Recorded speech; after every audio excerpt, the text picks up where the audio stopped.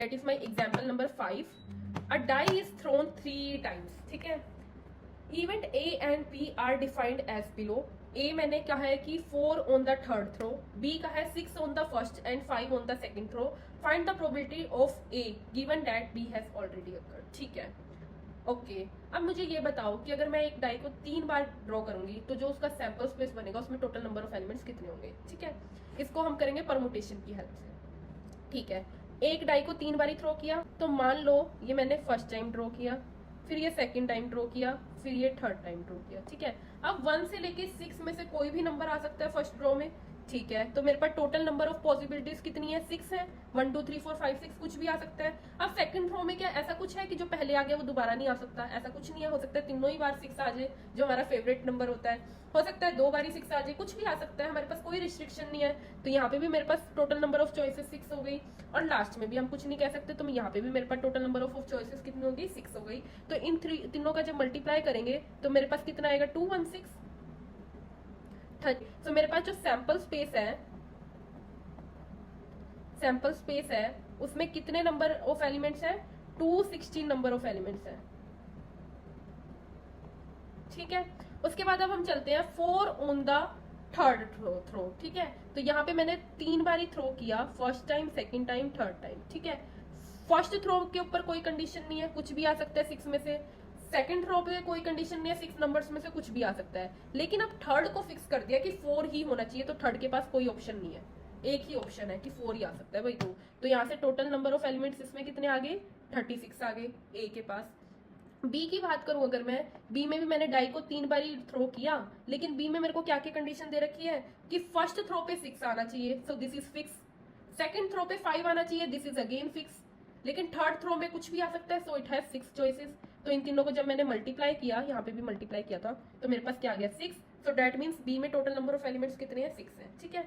अब हम इसे थोड़ा सा लिखते हैं. देखो 216 एलिमेंट्स को लिखना तो इम्पॉसिबल है, तो आपने सैंपल स्पेस को बिल्कुल भी मेंशन नहीं करना. आपने ए पे जाना है. ए के भी सब एलिमेंट्स लिखने की कोई जरूरत नहीं है, आपके पास इतना टाइम नहीं होता. 114 लिख दो, 124 लिख दो. ठीक है. उसके बाद को डैश डैश करके 164 कर दो. ओके. उसके बाद 214, 224, उसके बाद दिस इज डैश 264. आपको आइडिया लग रहा होगा मैं क्या कर रही हूँ, मैं इस एलिमेंट को फिक्स रख रही हूँ, फिर बाद में इसे चेंज कर रही हूँ अगली लाइन में, और इसको साथ साथ चेंज करती जा रही हूँ. ठीक है. तो यहाँ पे ये चलता रहेगा इस तरह से. तो मेरे पास एक टाइम पे क्या आ जाएगा, यहाँ पे 1 हुआ, यहाँ पे 2 हुआ, यहाँ पे 6 हो जाएगा. 614, 624 एंड दिस इज 664. बस इसे इतना ही मेंशन करना है. ठीक है. और आपको पता है ये टोटल नंबर ऑफ एलिमेंट्स कितने आएंगे आपके पास, 36 आएंगे. ओके. उसके बाद आपने बी डिफाइन किया, ए डिफाइन कर दिया. अब आपने बी डिफाइन किया, 6 on the first throw and 5 on the second throw. तो बी आपका क्या आएगा, 6 और 5 तो फिक्स है, थर्ड कुछ भी आ सकता है. तो थर्ड के पास क्या क्या चॉइसेस है, एक तो 1 आ सकता है, एक 2 आ सकता है, एक 3 आ सकता है, एक 4 आ सकता है, एक 5 आ सकता है, और एक 6 आ सकता है. ठीक है. तो ये आपके पास टोटल कितने आ गए एलिमेंट्स, 6 आ गए इसमें. ठीक है. तो अब आपने क्या करना है, आपने क्या फाइंड आउट करना है, probability of A given that B has already occurred. तो आपने B probability of A by B find out करना है. ठीक है. सो probability of A by B will be equal to probability of A intersection B over में probability of B. ठीक है.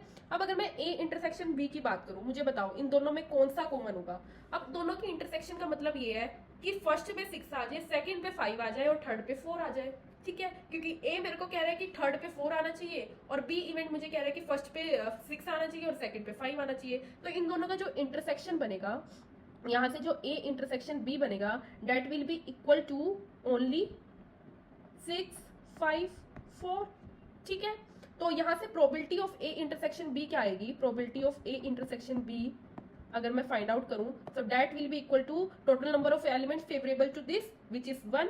और हमारे सैंपल स्पेस में टोटल नंबर ऑफ एलिमेंट्स कितने हैं, 216 ओवर में 216. ठीक है. सिमिलरली अगर मैं प्रोबेबिलिटी ऑफ बी की बात करूं, प्रोबेबिलिटी ऑफ बी क्या होगा, total number of elements favourable to B 6 है. ठीक है. So this will be 6 over में 216. ठीक है. सो यहाँ पे इसे पुट कर दे अगर इन वैल्यूज को हम. ठीक है. तो यहाँ पे आएगा 1 ओवर में 216 ओवर में 6 ओवर में 216. इससे ये cancel out. So 1/6 and this is your answer. ठीक है, सिंपल था, कुछ भी नहीं था इस क्वेश्चन में। अब हम चलते हैं अपने 6th क्वेश्चन पर। ठीक है, die is thrown twice and the sum of the numbers appearing is observe to B 6. What is the conditional probability that the number 4 has appeared at least once. ठीक है, तो सबसे पहले तो जब हम एक डाई को 2 बार थ्रो करेंगे, ट्वाइस थ्रो करेंगे, तो हमारे पास टोटल नंबर ऑफ आउटकम्स ये होंगे. ठीक है, और ये टोटल कितने होंगे, 36 होंगे. ठीक है, क्योंकि ये फर्स्ट थ्रो, ये सेकंड थ्रो, फर्स्ट के पास 6 पॉसिबिलिटीज है, सेकंड के पास 6 पॉसिबिलिटीज है, तो टोटल होंगी 36, और 36 वो ये होंगी टोटल. ठीक है, अब क्या है हमारे पास कि हमने क्या ऑब्जर्व किया कि जब मैं दोनों डाई को थ्रो कर रही हूँ तो जो उन दोनों का सम बन रहा है दैट इज 6. ठीक है, जो फर्स्ट थ्रो से नंबर आ रहा है और जो सेकंड थ्रो से नंबर आ रहा है, जब उन्हें मैंने ऐड किया so that will be my 6. और मुझे फाइंड क्या करना है, मुझे कंडीशनल प्रोबेबिलिटी फाइंड आउट करनी है that the number 4 has appeared at least once, कि कम से कम एक बार ही 4 आया हो. तो मैंने क्या किया, मैंने सबसे पहले तो जो चीज गिवन है ना, मेरे को गिवन था कि सम 6 आना चाहिए, तो मैंने इसे ई ले लिया. और सेकंड इवेंट जो मुझे फाइंड आउट करना है उसे मैंने एफ ले लिया, जैसे as usual we are doing in all the questions. ठीक है, तो ई इवेंट मैंने क्या डिफाइन किया है, that the sum of the numbers is to B 6. ठीक है, क्या होना चाहिए, 6 होना चाहिए. तो देखो अब इनमें से किन किन का सम 6 बनता है. एक तो ये 5 + 1 इज योर 6. ठीक है, दिस 1 + 5 दिस विल बी 6. और इसमें अगर मैं बात करूं तो 6 क्या होगा, 4 + 2 इज 6. ठीक है, इसमें 3 + 3 इज 6, फिर 4 + 2 विल बी 6, फिर 5 + 1 विल बी 6, और 6 + 1 ये तो शुरू में 7 हो गया, तो इसमें तो कोई भी नहीं आएगा. तो मेरे पास ई के total number of elements E में कितने आ गए, that is my 1,5, 2,4, then 3,3, and then 4,2, and then 5,1. ठीक है, ये मेरे पास ई के एलिमेंट्स आ गए. अब मैंने अपना एक नेक्स्ट इवेंट डिफाइन किया एफ, जो क्या है, is that number 4 has appeared at least once. ठीक है, ये आपने लिखना है पहले. इवेंट ई एफ मैं डिफाइन कर रही हूँ, F equal to 4 has appeared at least once. मैंने सारे क्वेश्चंस में ऊपर किया, अब इतना तो मेरे को बनता है कि मैं यहाँ डायरेक्ट लिखूं. ठीक है, तो एफ मैंने क्या दिया है बेसिकली कि 4 एक बार ही आना चाहिए. तो 4 किस किस में आ रहा है, फर्स्ट रो में एक तो इसमें आ रहा है 4. ठीक है, सेकंड में कब आया 4, सेकंड में एक इसमें आया 4. ठीक है, थर्ड में किस में आया, इसमें आया. फोर्थ में तो पूरी ही रो में 4 है. ठीक है, फिफ्थ में 4 यहाँ पे आया, और सिक्स्थ में 4 यहाँ पे आया. ठीक है, तो 4 कहाँ कहाँ आया हमारे पास, क्या क्या आया 4 में, एक तो सॉरी 4 में क्या क्या है, एक तो आया 1,4 और 2,4, 3,4, and then 4,1, 4,2, 4,3, 4,4, and then 4,5, and then 4,6, and then 5,4, and then 6,4. ठीक है, ये टोटल नंबर ऑफ एलिमेंट्स है. ये वो एलिमेंट्स है जिनमें कम से कम एक बार 4 आ रहा है. ठीक है, अब अगर मैं इन दोनों की इंटरसेक्शन की बात करूं, ई इंटरसेक्शन एफ की बात करूं, तो कौन से ऐसे एलिमेंट है आपको दिख रहा हो यहाँ पे जिसमें रेड भी कवर हो रहा है और ग्रीन वाला पोर्शन भी कवर कर रहा है. तो अगर मैं बात करूं इस एलिमेंट की, ये एक ऐसा एलिमेंट है जिसमें रेड भी है ग्रीन भी है. ठीक है, और कौन सा ऐसा एलिमेंट है, और एक ये वाला एलिमेंट है जो रेड भी कवर कर रहा है और ग्रीन भी कवर कर रहा है. इसके अलावा तो कोई एलिमेंट ऐसा नहीं है. ठीक है, तो ई इंटरसेक्शन एफ में बेसिकली आपके पास कौन कौन से एलिमेंट आएंगे, एक तो 2,4 और एक 4,2. बेसिकली ये वो एलिमेंट्स हैं जिसमें 4 कम से कम एक बार आ भी रहा है, और इन दोनों का सम 6 भी है. ठीक है, ई इंटरसेक्शन एफ वही होता है ना जो ई की कंडीशन को भी सेटिस्फाई करे, एफ को भी सेटिस्फाई करे. ठीक है, तो ई इंटरसेक्शन एफ मेरे पास ये आ गया. अब मुझे फाइंड क्या करनी है, मुझे फाइंड करनी है प्रोबेबिलिटी ऑफ, क्या फाइंड करनी है, ई ओवर एफ, ई गिवन एफ या एफ गिवन ई. देखते हैं गिवन क्या है मेरे पास ई, और फाइंड क्या करना है एफ. तो मेरी प्रोबेबिलिटी क्या बनेगी, मुझे प्रोबेबिलिटी फाइंड करनी है एफ ओवर ई. बस ये चीज ध्यान रखनी होती है आपको, क्योंकि स्टूडेंट्स क्या करते हैं, मुंह पे बैठ जाते हैं ई ओवर एफ, ई ओवर एफ. तो हर क्वेश्चन में ई ओवर एफ करके सारा बेड़ा गर्क कराते हैं. वहां पे जाके एक बार चेक जरूर करना है आप ई किसे डिफाइन कर रहे हो और एफ किसे डिफाइन कर रहे हो. ठीक है, तो this will be equal to probability of E intersection F, या फिर सॉरी दोनों एक ही होता है, चाहे ई इंटरसेक्शन एफ को चाहे F intersection E, but preferable F intersection E ही लिखो ओवर में प्रोबेबिलिटी ऑफ ई. क्योंकि आप फ्लो में अगर आपने ई इंटरसेक्शन एफ कर दिया और नीचे फिर एफ लिख दिया तो क्वेश्चन गलत हो जाएगा. ठीक है, सो जैसे यहाँ पे हो वैसे ही लिखो ऊपर भी. अब मेरे को अगर प्रोबेबिलिटी ऑफ एफ इंटरसेक्शन ई निकालनी है, यहाँ से probability of E intersection F या फिर F intersection E, both are equal. So this will be equal to total number of elements favorable to E intersection F, which is 2, and total number of elements in sample space is 36. Okay, अब मुझे probability of E find out करनी है. So probability of E will be equal to total number of elements favorable to E, 1 2 3 4 5 over में 36. So मेरे पास ये क्या बना, यहाँ से मैं इसे सब पुट कर देती हूँ, ये हुआ 2/36 ओवर में 5/36. 36 से 36 cancel out, 2/5 is my answer. So इस क्वेश्चन का आंसर क्या हो गया, 2/5. ओके, चलो नेक्स्ट क्वेश्चन पे. सो स्टूडेंट्स, ये क्वेश्चन आपकी जो एनसीईआरटी की बुक है उसमें नहीं है, बट मैंने स्टिल ये क्वेश्चन लिया है क्योंकि जो आपका लास्ट क्वेश्चन है उसको समझने में शायद आपको इस क्वेश्चन को अगर हम पहले करते हैं शायद वो क्वेश्चन आपके लिए फिर इजी हो जाए, क्योंकि आपकी बुक में कहीं पे भी ये नहीं मेंशन किया कि इक्वली लाइकली इवेंट्स कौन से होते हैं.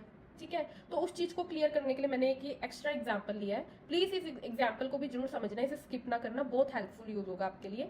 अ कॉइन इज टॉस्ड. ठीक है, मैंने कोई कॉइन अगर टॉस किया, ठीक है, यहाँ पे कॉइन था, तो मेरे पास क्या क्या पॉसिबिलिटी होगी, या तो हेड आएगा या फिर टेल आएगा. ठीक है, अब क्या हुआ, then a die is throne.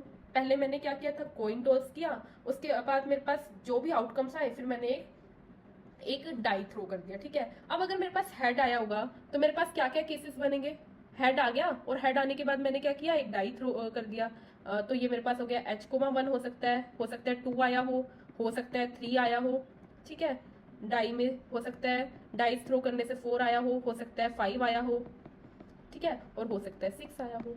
Okay, और अगर टेल आया हुआ हो, तो अगर टेल आया और फिर मैंने डाई थ्रो किया तो उससे भी मेरे पास क्या हो सकता है, उससे भी मेरे पास हो सकता है कि टेल के साथ 1 आया हो सकता है टेल के साथ 2 आया हो सकता है टेल के साथ 3 आया हो, या फिर हो सकता है टेल के साथ 4 आया हो सकता है टेल के साथ 5 आया हो सकता है टेल के साथ 6 आया हो, कुछ भी आ सकता है. ठीक है, तो अब अगर मैं इसका सैंपल स्पेस बनाऊं तो सैंपल स्पेस में ये सारे एलिमेंट्स आएंगे. ठीक है, तो इसका जो सैंपल स्पेस बनेगा that will be equal to H1 H2 up to so on H6. ठीक है, और इस तरह से T1 T2 up to so on T6. ठीक है, ये इसका सैंपल स्पेस बनेगा. ओके, अब मुझे क्या फाइंड करना है, find the probability of obtaining a 6. ठीक है, तो इसको मैंने क्या कह दिया, इसको मैंने इवेंट E कह दिया. Okay, given that head comes up, ये मेरे पास F है, तो E इवेंट मैंने क्या डिफाइन किया है, E इवेंट मैंने डिफाइन किया कि ऑब्टेनिंग अ 6, ऑब्टेनिंग अ 6. अब मेरे को बताओ कि 6 किस किस केस में आ रहा है, एक तो इसमें आ रहा है 6 और एक इसमें आ रहा है. तो इस सेट में क्या क्या एलिमेंट्स आएंगे, एक तो आएगा हेड 6 और एक होगा टेल 6. ठीक है, अब मैंने नेक्स्ट इवेंट F क्या डिफाइन किया, F मैंने डिफाइन किया है head comes up. Head comes up, head किन किन केसेस में आ रहा है, हेड इन 6 केसेस में हेड आ रहा है. तो मेरे पास यहाँ पे क्या क्या बनेंगी conditions, H1 H2 up to so on H6. ठीक है, यही बनेगा इसका सेट का. और अगर मैं इन दोनों के इंटरसेक्शन की बात करूं, E इंटरसेक्शन F की बात करूं, तो वो कौन से एलिमेंट है जो E में भी आ रहे हैं F में भी आ रहे हैं, तो वो ऑब्वियसली दिस एलिमेंट होगा. ठीक है, ऐसा एलिमेंट जिसमें 6 भी आ रहा है और हेड भी आ रहा है, तो वो तो सिर्फ एक यही एलिमेंट है, तो दोनों की इंटरसेक्शन में क्या आएगा, H,6. ठीक है, अब अगर मैं प्रोबेबिलिटी की बात करूं, मुझे क्या प्रोबेबिलिटी फाइंड आउट करनी है, अब देखो प्रोबेबिलिटी किसकी निकलेगी, गिवन मेरे पास F है, find the probability of obtaining 6, मतलब मेरे को क्या फाइंड करना है, E. तो मेरी प्रोबेबिलिटी होगी E गिवन F. ठीक है, तो मेरे पास प्रोबेबिलिटी क्या बनेगी, probability of E given F, and this will be equal to probability of E intersection F over में प्रोबेबिलिटी ऑफ F. ठीक है, अब probability of E intersection F यहाँ से क्या आएगी, 1 ओवर में टोटल कितने हैं सैंपल स्पेस में एलिमेंट, 6 ये 12. ठीक है, और प्रोबेबिलिटी ऑफ F क्या बनेगी, ये टोटल है 6 ओवर में 12. This is my probability of F. अब इसे यहाँ पे पुट कर दो, तो ये हो गया 1/12 ओवर में 6/12. 12 से 12 कैंसिल आउट, तो 1/6 मेरे पास क्या आ गया, आंसर आ गया. स्टूडेंट्स, ये क्वेश्चन अभी आपको लगे कि ऐसे ही करवा दिया, पर अब देखना आगे क्या क्या सीखने को मिलेगा यहाँ से हमें. हमारा लास्ट एग्जाम्पल आता है, consider the experiment of tossing a coin. ठीक है, मेरे पास एक कॉइन था, मैंने उसे टॉस किया, तो मेरे पास दो कंडीशंस होती हैं, या तो मेरे पास हेड आएगा या फिर मेरे पास टेल आएगा. ठीक है, अब वो कहता है if the coin shows head, अगर हेड आ गया टॉस इट अगेन, तो मैंने क्या किया, टॉस दोबारा कर दिया। तो यहां से मेरे पास क्या क्या दो कंडीशंस आ जाएंगी, हो सकता है पहली बार भी हेड आया हो और दूसरी बार भी हेड आ जाए, और हो सकता है कि पहली बार तो हेड था दूसरी बार टेल आ जाए। ठीक है, ये दो केस बनेंगे मेरे पास। और आगे वो क्या कहते हैं, but if it shows tail then a die is throw, then throw a die, कि अगर तो उसने हेड दिखाया तो मैंने कॉइन दोबारा थ्रो कर दिया, ठीक है। बट अगर उसने आपको टेल दिखाया है तो आपने एक डाई को थ्रो करना है, ठीक है। ओके, तो आपने जब डाई थ्रो किया तो आपके पास क्या होगा, हो सकता है टेल के साथ 1 आ गया हो सकता है टेल के साथ आपका 2 आ जाए, हो सकता है टेल के साथ आपका 3 आ जाए, हो सकता है टेल के साथ आपका 4 आ जाए, हो सकता है टेल के साथ आपका 5 आ जाए, और हो सकता है आपका टेल के साथ 6 आ जाए। ठीक है, अब जो मेरा इसका सैंपल स्पेस बनेगा ना स्टूडेंट्स, वो ध्यान से देखो क्या बन रहा है। सैंपल स्पेस बन रहा है मेरा H, H, ओके। फिर बन रहा है मेरा H, T, ओके। फिर बन रहा है T, 1, T, 2, T, 3, T, 4, T, 5 and T, 6। Students अब ना यहाँ ध्यान से देखो, जो हमारा H है ये, अगर मैं इस H की प्रोबेबिलिटी की बात करूं कि पहली बार हेड आया और फिर से हेड आ गया, देखो यहाँ से मैंने जब कॉइन टॉस किया तो इसकी प्रोबेबिलिटी हाफ थी, इसकी हाफ थी, ठीक है, हाफ हेड आने की थी, हाफ टेल आने की। अब जब मेरे पास हाफ प्रोबेबिलिटी पे मैंने दोबारा से कॉइन टॉस किया तो इसकी भी अब हाफ हो गई यहाँ पे, और इसकी भी हाफ हो गई, ठीक है, आगे दोबारा हाफ हाफ हो गई। तो मेरे से अगर कोई पूछे कि हेड हेड आने की प्रोबेबिलिटी क्या है, तो वो 1/4 होगी, और हेड टेल आने की क्या प्रोबेबिलिटी है, वो भी 1/4 होगी। या फिर आप इसे ऐसे समझ सकते हो, जैसे जब हम दो कॉइन्स को ड्रॉ करते, दो डाइस को थ्रो करते हैं, और मेरे पास मान लो 2, 3 आया, तो ये 2, 3 आने की क्या प्रोबेबिलिटी होती है, 2 आने की, फर्स्ट थ्रो में 2 आने की प्रोबेबिलिटी 1/6, और 3 आने की प्रोबेबिलिटी भी 1/6, सो दिस विल बी 1/36, ठीक है। इसी तरह से यहाँ से अगर मैं हेड हेड की बात करूं, हेड हेड आने की क्या प्रोबेबिलिटी होगी, हेड आने की प्रोबेबिलिटी 1/2, हेड आने की प्रोबेबिलिटी 1/2, सो हेड हेड आने की प्रोबेबिलिटी क्या हो गई, 1/4 हो गई, ठीक है। तो यहाँ से मेरे पास हेड हेड आने की प्रोबेबिलिटी 1/4 है, सिमिलरली हेड टेल आने की प्रोबेबिलिटी भी 1/4 है। बट अगर मैं टेल और 1 की बात करूँ ना, टेल और 1 की प्रोबेबिलिटी निकालूं, सो टेल आने की प्रोबेबिलिटी तो 1/2 है, बट 1 आने की प्रोबेबिलिटी, जब आप एक डाई को थ्रो कर रहे हो तो 1 आने की प्रोबेबिलिटी क्या होगी आपकी, 1/6 होगी, और इसे जब आप सोल्व करोगे तो ये 1/12 आ गई। सिमिलरली इसकी प्रोबेबिलिटी भी 1/12 होगी, इसकी प्रोबेबिलिटी भी 1/12, इसकी भी 1/12, इसकी भी 1/12, इसकी भी 1/12, ठीक है। तो आपने जब इसका सैंपल स्पेस ऑब्जर्व किया तो देखा कि दो एलिमेंट्स ऐसे हैं जिसकी प्रोबेबिलिटी 1/4 है, और सारे एलिमेंट्स की प्रोबेबिलिटी 1/12 आ रही है। तो ये जो इवेंट्स होंगे, these kinds of events are not equally likely events, ठीक है। अब आप जब ऊपर वाले क्वेश्चन को देखते हो, देखो इस वाले क्वेश्चन को मैंने क्यों ये क्वेश्चन पिक किया, इस क्वेश्चन में इस एलिमेंट की प्रोबेबिलिटी क्या बनेगी, 1/2 इंटू 1/6, इट इज 1/12, इसकी भी 1/12, इसकी भी 1/12, इसकी भी 1/12, इसकी भी 1/12, सारे एलिमेंट्स की इसमें प्रोबेबिलिटी कितनी बनी है, 1/12 बनी है। इसलिए ये जो इवेंट था मेरा, ये इक्वली लाइकली इवेंट था, और इसीलिए मैंने इसकी प्रोबेबिलिटी इतना इजीली प्रोबेबिलिटी ऑफ x 6/12 कर दी, और probability of e intersection f मैंने 1/12 डायरेक्टली कर दी, क्योंकि ये इवेंट्स कैसे थे, ये इक्वली लाइकली इवेंट्स थे। बट क्योंकि ये इवेंट जो है ये इक्वली लाइकली नहीं है, तो इस केस में गलती से भी ऊपर वाला पैटर्न ना फॉलो कर देना। अब हम देखते हैं इसकी प्रोबेबिलिटी कैसे निकालते हैं, ठीक है। तो यहाँ पे मेरे पास क्या होगा, बेसिकली यहाँ पे मैं दो इवेंट डिफाइन कर रही हूँ, ठीक है। तो पहला इवेंट तो है क्या है कि find the conditional probability that event that the die shows a number greater than 4, इसे मैंने ई कह दिया। Given that there is at least 1 tail, इसे मैंने एफ कह दिया, ठीक है। सो ई इवेंट और एफ इवेंट मैंने दो डिफाइन किए हैं। ई यहाँ पे आप मेंशन करना है, ई इवेंट मैंने क्या डिफाइन किया है, the die shows a number greater than 4। अब बताओ ग्रेटर देन 4 नंबर कौन कौन से में आ रहा है, दो ही एलिमेंट ऐसे हैं जो ग्रेटर देन 4 की बात कर रहे हैं, एक ये और एक ये, ठीक है। तो ई इवेंट में कौन कौन से एलिमेंट आ जाएंगे मेरे पास, t, 5 एंड t, 6, ओके। अब मैंने एफ इवेंट क्या डिफाइन किया है, देयर इज एटलीस्ट 1 टेल, कम से कम एक टेल होना चाहिए, ओके। अब बताओ टेल कम से कम एक टेल किन किन एलिमेंट्स में आ रहा है, टेल कम से कम एक तो इसमें आ रहा है, इसमें आ रहा है, इसमें आ रहा है, इसमें आ रहा है, इसमें आ रहा है, इसमें आ रहा है, इसमें आ रहा है, इन सब में टेल आ रहा है। सो मेरे पास एफ में क्या क्या एलिमेंट्स आ जाएंगे?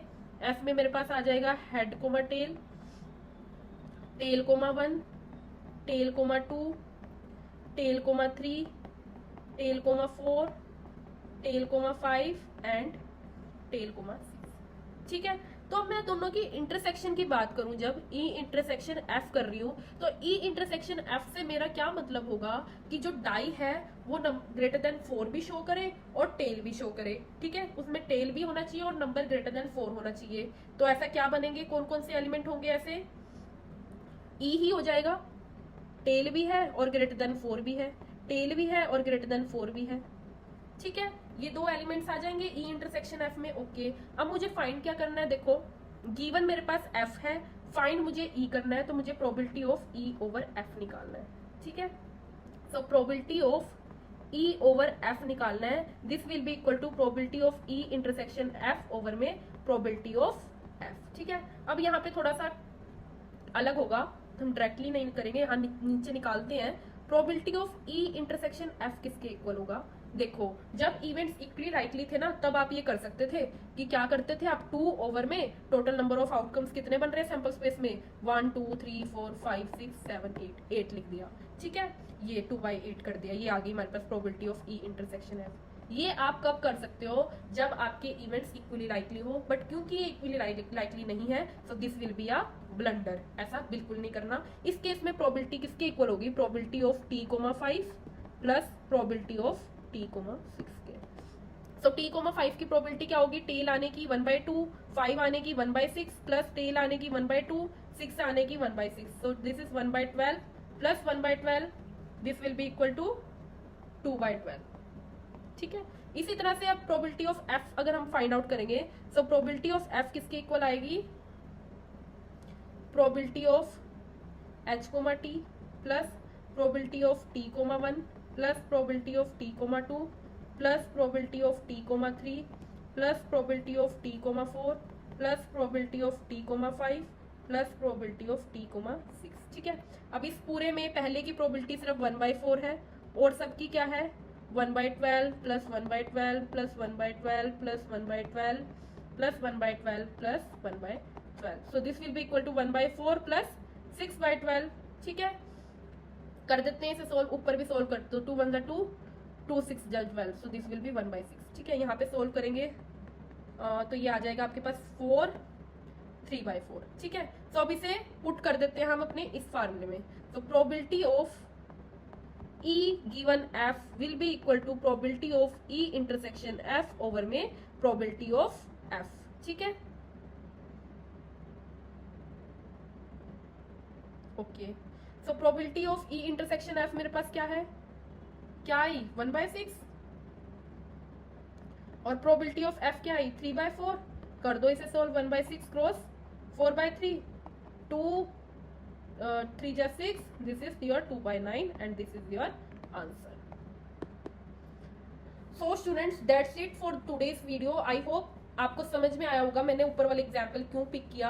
यहाँ पे भी हमने एक बारी कॉइन के बाद डाई थ्रो किया था, तो बच्चों को कभी कभी ऐसे कंफ्यूजन हो जाती है कि यहाँ पे हमने, वैसे एक बात बताऊं, यहाँ पे भी हमने वही किया है जो नीचे वाले क्वेश्चन में जैसे किया है ना। जैसे यहाँ पे अगर आपने probability of E intersection F निकालना है, तो जैसे यहाँ तो हमने डायरेक्ट बता दिया था ना, अगर हम डायरेक्ट ना भी बताएं तो हेड प्रोबेबिलिटी ऑफ h,6 करेंगे हम, जैसे हमने अभी अभी इस क्वेश्चन में किया। सो h,6 करेंगे। अब हेड आने की प्रोबेबिलिटी क्या है? 1/2 और 6 आने की क्या है? 1/6। So this is 1/12।